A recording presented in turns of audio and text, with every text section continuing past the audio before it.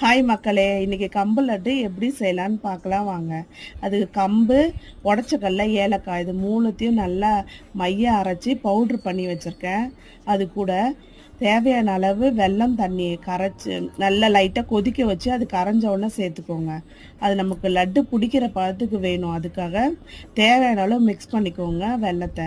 அப்புறம் டேஸ்ட்டுக்கு வந்து நெய் தேவையான அளவு ஊற்றிக்கிட்டு நல்லா பிடிக்கிற பதம் வர வரைக்கும் பிசைஞ்சிக்கிட்டே இருங்க. இது வந்து நல்லா டேஸ்ட்டாக இருக்குங்க. கம்பு லட்டுன்னு நீங்கள் சொன்னால் தான் பசங்களுக்கு கூட தெரியுமே தவிர நல்லா டேஸ்ட்டாக இருக்கும். நல்லா பசங்களுக்கு நட்ஸ் லட்டு அப்படின்னு கூட சொல்லி கொடுக்கலாம். நீங்கள் ட்ரை பண்ணி பாருங்கள்.